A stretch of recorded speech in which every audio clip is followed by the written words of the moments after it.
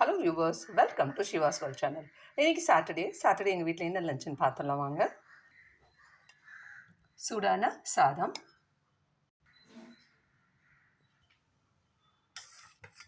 அரைக்கீரை கடையல்,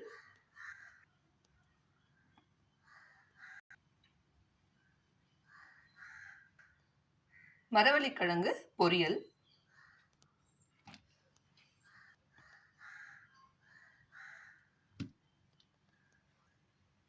boiled egg.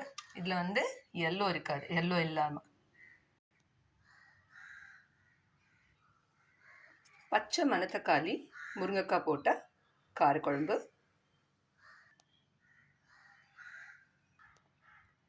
பச்சை மணத்தக்காளி வயிற்றுக்கு ரொம்ப நல்லதுங்க.